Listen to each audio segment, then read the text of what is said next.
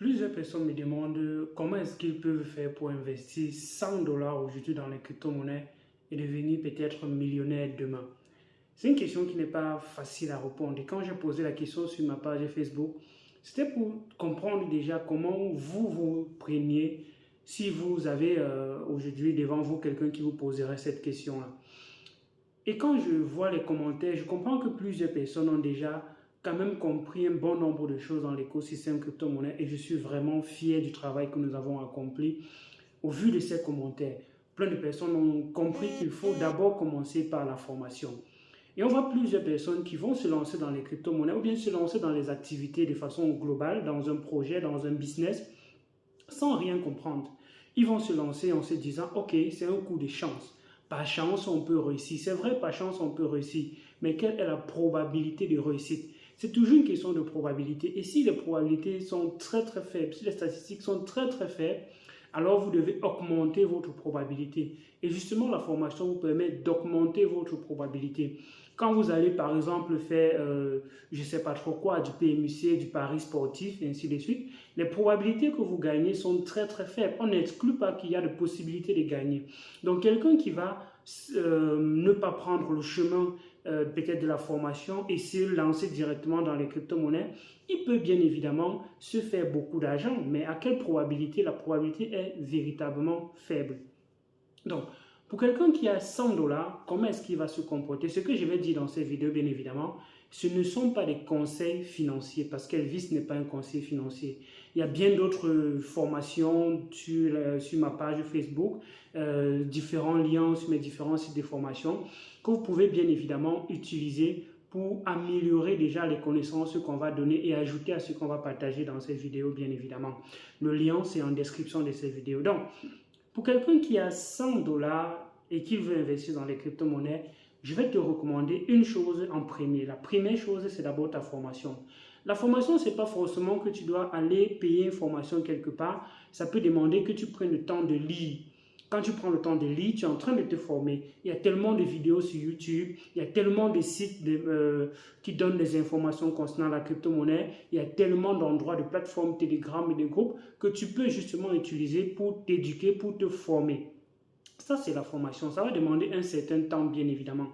Le temps n'est pas important parce que plus tu veux aller vite, plus tu vas rapidement faire les erreurs. Alors que si tu veux aller minutieusement, doucement, en partant étape par étape, tu as plus de chances de réussir dans cet écosystème. Donc, ne vois pas simplement que le bull run arrive très prochainement et du coup, il faudrait que je me fasse de l'argent et tu vas acheter tout et n'importe quoi sans justement, en négligeant justement cet aspect-là qui est fondamental pour ta réussite à long terme.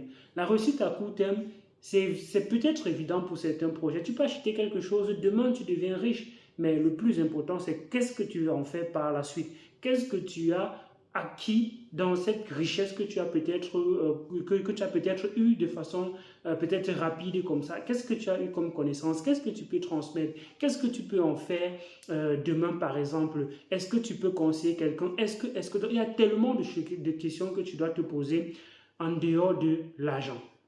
Donc, dès que tu as mis ce temps-là pour ta formation, ça peut être bien évidemment au travers des vidéos, ça peut être payer une formation. Tu vas maintenant dire, ok, une fois que j'ai la connaissance, comment est-ce que je me prends dans l'écosystème? Deux choses encore. La première chose, c'est comment tu t'exposes dans ce marché. Il y a deux façons de s'exposer dans ce marché. Deux façons. La première façon, c'est de s'exposer sur des projets dont on a minutieusement analysé et dont on voit que ce sont des projets solides. Les projets qui sont là depuis un bon bout de temps, c'est un tremplin pour les personnes qui veulent commencer. Les personnes qui ne veulent pas risquer tous leurs capitaux d'un coup là, il est fortement conseillé, recommandé de partir vers quelque chose qui a déjà des fondamentaux solides. Et voilà pourquoi les gens vont aller dans l'immobilier, ils vont aller dans l'achat des terrains, ils vont aller dans l'achat des actions des entreprises, les stock exchange, ils vont trader le forex parce que ce sont des marchés déjà établis, déjà solides. Et donc dans les crypto-monnaies, c'est pareil. Quand vous voulez entrer dans un marché, vous avez deux possibilités. Soit vous entrez dans les marchés qui sont déjà solides en disant « Ok, ça va me permettre de comprendre les cycles du marché, ça va me permettre d'analyser les fondamentaux, ça va me permettre d'acquérir encore plus de connaissances. Et maintenant que j'ai acquis cette connaissance, je vais maintenant m'exposer un peu plus. » Et plus on s'expose, bien évidemment, plus on a la possibilité de ressortir gagnant et plus on a également la possibilité de perdre tout ce qu'on a parce que le risque dit dans les deux sens. Ça peut être risquer tout ton capital pour perdre comme ça peut être risquer ton capital pour gagner. Ok? Et dès que tu comprends ça, tu vas donc comprendre qu'il ne faudrait pas t'exposer totalement avec la totalité de ton portefeuille. Si tu es dans l'optique de construire un patrimoine long terme, okay, tu vas donc diviser une partie de ces 100 dollars. Je n'ai pas mis les 100 dollars dans la formation. Je suppose que tu as pris ta formation gratuitement au travers des canaux qu'on partage, au travers des chaînes YouTube, au travers des vidéos qu'on fait et des formations gratuites qu'il y a sur formation.visconjo.com. Donc, il y a déjà une panoplie d'informations sur le site Crypto Edu Magazine. Il y a également des informations pour te permettre justement d'avoir une formation gratuite. Donc, si tu veux une formation un peu payante, les 100 dollars, bien évidemment, ce ne sera pas suffisant.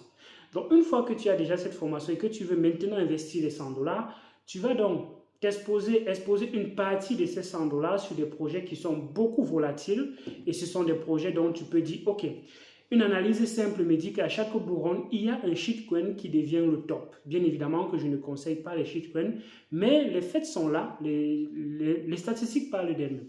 Donc, il y a des shitcoins qui vont se positionner parmi les tops dans chaque bull run. Le bull run précédent, c'était le Shiba Inu. Le bull run d'avant, c'était le Doge. Le bull run d'après, on ne sait pas. Peut-être ça sera PP, peut-être ça sera un autre shitcoin qui va venir pendant le bull run parce qu'il n'est pas déterminé quand est-ce que le shitcoin arrive sur le marché avant de se positionner pour le bull run. Ça peut arriver même pendant le bull run et ça devient le shitcoin du bull run. Donc, là-dessus, il faut être simplement à l'affût, à la guerre, chercher les informations. Et dès que tu as la possibilité de mettre un petit quelque chose là-bas, tu mets et tu t'exposes davantage. Et plus tu es exposé, plus tu as la possibilité de voir ton portefeuille faire x100, faire x200, faire x1000, parce que tu es beaucoup exposé. Mais si tu veux maintenant l'autre partie de ton capital, c'est ça qui va te permettre de rester solide. Les 50 dollars, tu vas dire, ok, je veux des projets qui ont des potentiels sûrs, certains, et qui peuvent quand même malgré tout performer.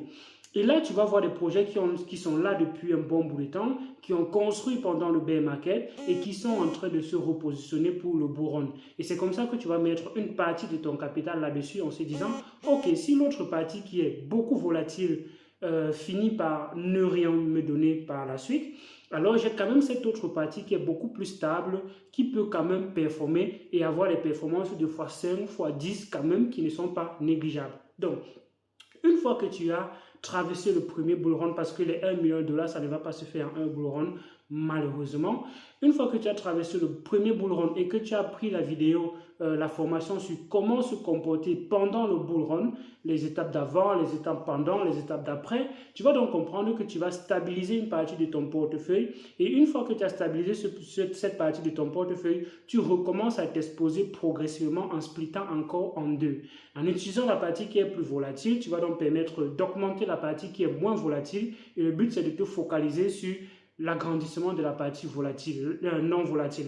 La partie non volatile, tu peux utiliser pour faire autre moyen en fait, au lieu de laisser ça dormir de façon passive, tu peux utiliser la DeFi, les protocoles de staking, lending, borrowing et tout ça pour augmenter justement cette partie qui est stable là et continuer de grandir également la partie qui est instable et à chaque fois puiser les bénéfices, les revenus de la partie instable pour investir dans la partie qui est stable et agrandir cette partie qui est stable. Et peut-être en 2 bull runs, tu vas déjà peut-être atteindre comme ça quelque chose comme 20 000, 30 000 dollars. Battant de 100 dollars bien évidemment. Et après le 3e, 4e bull run, tu peux maintenant encore diversifier et tu auras plus de chances comme ça d'arriver dans 100 000 dollars d'ici 3 à 4, 5 bull runs. C'est bien évidemment possible. Donc, partir de 100 dollars et arriver à 100 et à 1 million de dollars, c'est bien évidemment possible. Ça dépend du temps que tu mets dans le marché, ça dépend de la résilience que tu as, ça dépend de ta patience, ça dépend de beaucoup d'autres choses qui sont non émotionnelles, mais qui sont plutôt éducationnelles. Et si tu comprends ça, tu comprends que tu dois rechercher la connaissance, tu dois rechercher les sites où il y a les informations de qualité. Tu dois rechercher les personnes qui partagent les informations de qualité. Tu dois rechercher à être entouré avec des personnes avec qui tu peux discuter des projets, et que tu peux partager ta connaissance. Et eux aussi, en retour, ils vont te partager les connaissances. Et c'est pour ça qu'on a créé le groupe Telegram qui, malheureusement, ne sert pas à cela. Pourtant, ça aurait pu être un moyen pour vous permettre d'échanger les informations et de grandir tous ensemble. Quand vous avez ça et quand vous avez compris tous ces petits éléments-là et que vous les mettez ensemble, vous allez déjà éviter de vous faire scammer, premièrement. Et deuxièmement, vous allez pouvoir justement surfer sur des vagues, sur des tendances, entrer et sortir dans certains projets qui ont un momentum assez fort et stabiliser ces petits bénéfices que vous allez prendre là. Et le plus important, c'est de sécuriser ces bénéfices. Et on a déjà vu comment on peut sécuriser son portefeuille, son wallet sur la chaîne Elvis Condo. Dis-moi ce que tu penses en commentaire de cette vidéo. Le airdrop, c'est évidemment un moyen pour s'exposer également avec un petit capital et faire beaucoup de tâches, bien évidemment. C'est pas sur le long terme parce qu'à un moment donné, tu n'auras pas tout le temps, tu n'auras pas tous les efforts de suivre tous ces projets-là, d'être partout. Bien évidemment, pour un début, tu peux t'exposer sur cette partie-là et c'est pour les personnes qui n'ont pas de capitaux majoritairement. Donc, quand on a peu de capital ou bien pas de capitaux, on s'expose à ce genre de pratiques, les airdrops, on cherche ça beaucoup dans les débuts. Mais une fois qu'on a déjà grandi et qu'on n'a plus le temps, on va chercher maintenant à suivre ce qu'on a déjà et voir comment on peut capitaliser sur ce qu'on a déjà que de tout le temps chercher de nouvelles choses. On capitalise sur ce qu'on a déjà.